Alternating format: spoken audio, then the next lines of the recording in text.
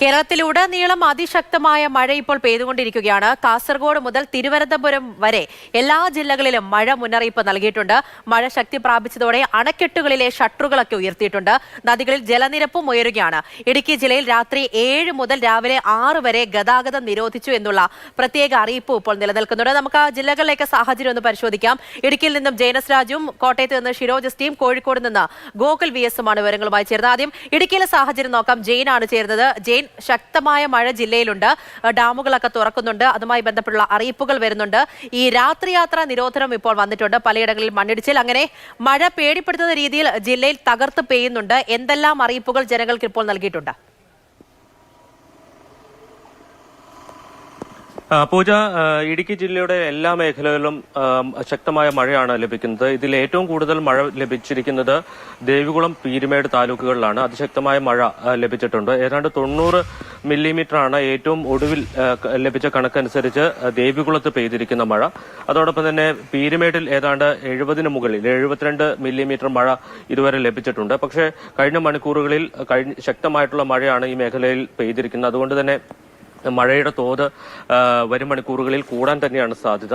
അതോടൊപ്പം തന്നെ ഹൈറേഞ്ചിലും ലോ റേഞ്ചിലും സമാനമായ രീതിയിൽ തന്നെയാണ് ശക്തമായ മഴയാണ് ലഭിക്കുന്നത്. ഇടവിട്ട ചില സമയങ്ങളിൽ മാത്രം മഴയ്ക്ക് ശമനമുണ്ടാകുന്നു, വീണ്ടും അതിശക്തമായ മഴ പെയ്യുന്നു എന്നുള്ളതാണ്.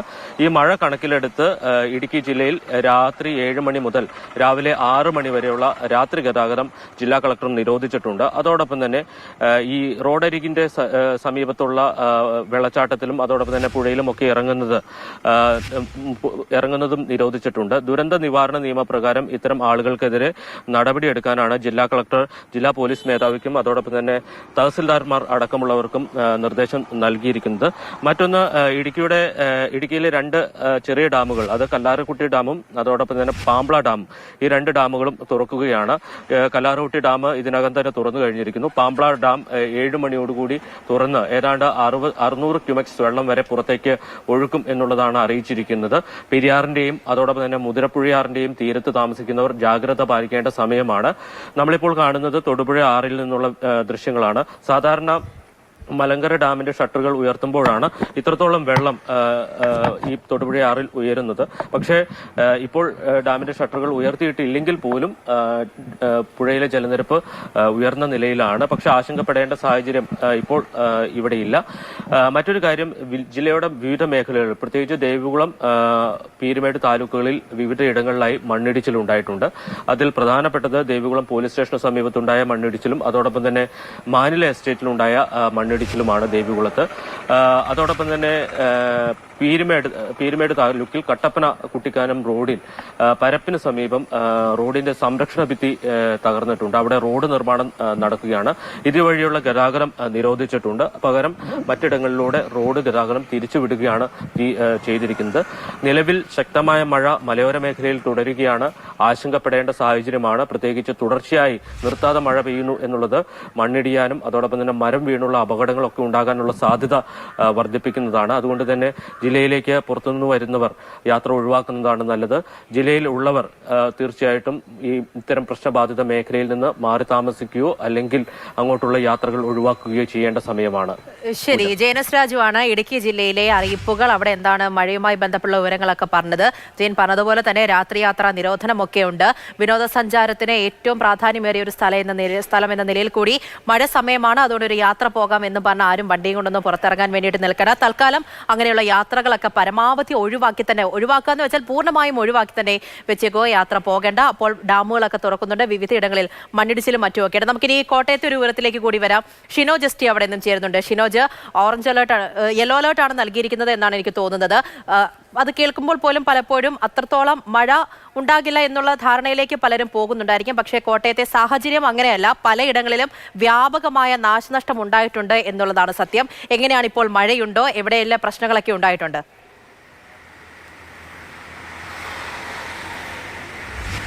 പൂജ, യെല്ലോ അലർട്ടാണെങ്കിൽ കൂടി ശക്തമായ രീതിയിലുള്ള മഴ ഇടവിട്ട് കോട്ടയത്ത് ഇന്ന് രാവിലെ മുതൽ പെയ്യുന്നുണ്ടായിരുന്നു. പ്രത്യേകിച്ച് കിഴക്കൻ മേഖലയെന്നോ പടിഞ്ഞാറൻ മേഖലയെന്നോ വ്യത്യാസമില്ലാതെ ജില്ലയിലെ എല്ലാ മേഖലകളിലും കാര്യമായി തന്നെ മഴ രാവിലെ മുതൽ കിട്ടി.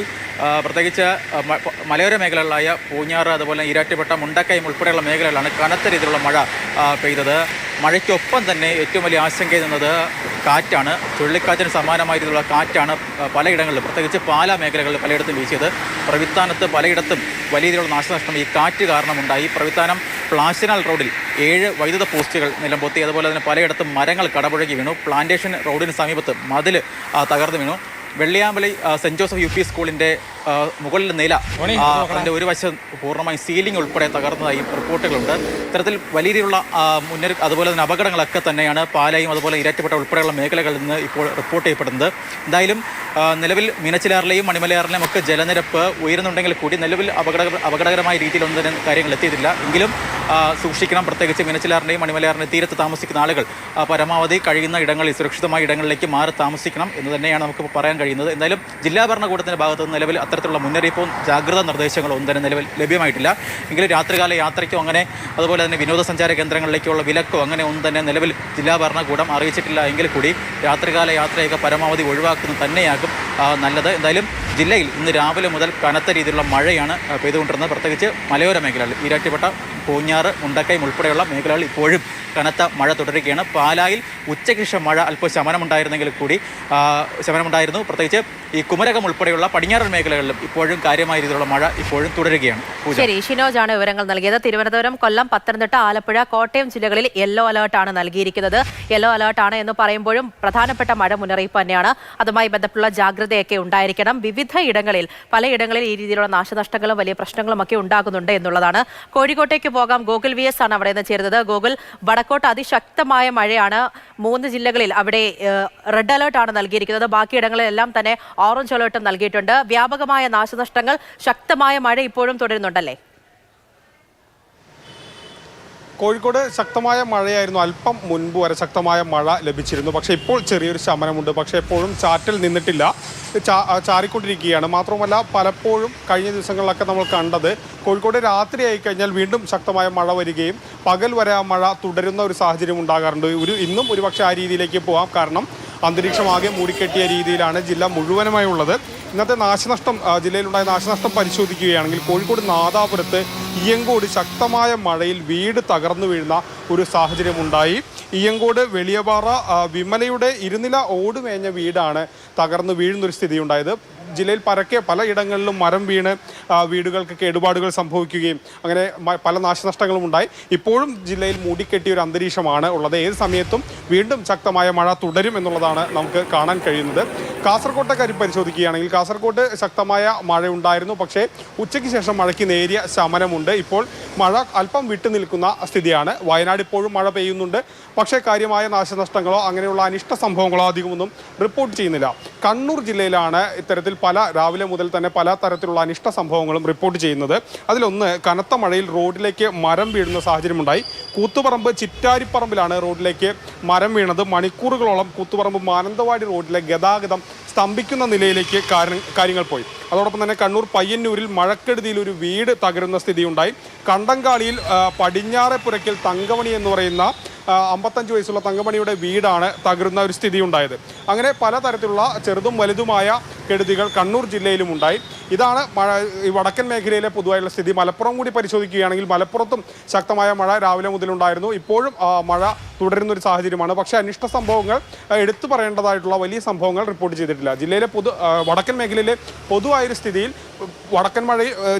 ജില്ലകളിൽ പൊതുവെ ശക്തമായ മഴയാണ് ഓരോ മേഖലയിലും ലഭിച്ചുകൊണ്ടിരിക്കുന്നത്. ശരി, ശക്തമായ മഴയാണ് കേരളത്തിന്റെ വിവിധ ഭാഗങ്ങളിൽ ഇപ്പോഴും ലഭിച്ചുകൊണ്ടിരിക്കുന്നത്. പല വിധത്തിലുള്ള അറിയിപ്പുകളെ കുറിച്ച് കൂടിയാണ് അവർ നിങ്ങളോട് പറഞ്ഞത്. ഒരു കാര്യം, കനത്ത മഴയെ തുടർന്ന് തമിഴ്നാട് കുറ്റാലം വെള്ളച്ചാട്ടം അടച്ചിട്ടുണ്ട്. മുൻപത്തെ മഴയിൽ അവിടെയുള്ള ഒരു അപകടം, അതുമായി ബന്ധപ്പെട്ട റിപ്പോർട്ടുകളൊക്കെ നിങ്ങൾ കണ്ടിട്ടുണ്ടായിരിക്കും. അതിരപ്പള്ളി പെരിങ്ങൽകുത്ത് ഡാമിലെ 2 ഷട്ടറുകളൊക്കെ തുറന്നിട്ടുണ്ട്. അപ്പോൾ ഈ ചാലക്കുടി പുഴയുടെ തീരത്തുള്ളവരൊക്കെ ജാഗ്രത പാലിക്കണം. അങ്ങനെ ഓരോ ജില്ലകളിൽ നിന്നും വിവിധ തരത്തിലുള്ള അറിയിപ്പുകൾ ഈ മഴയുമായി ബന്ധപ്പെട്ട് നിങ്ങൾക്ക് മുന്നിലേക്ക് എത്തുന്നുണ്ട്. അപ്പോൾ സാഹസമൊന്നും ഈ സമയത്ത് പാടില്ല. കനത്ത ജാഗ്രത എന്തായാലും വേണം. കൃത്യമായി നിങ്ങൾക്ക് മുന്നിലേക്ക് എത്തുന്ന അറിയിപ്പുകളൊക്കെ കൃത്യമായി തന്നെ പാലിക്കുക തന്നെ വേണം.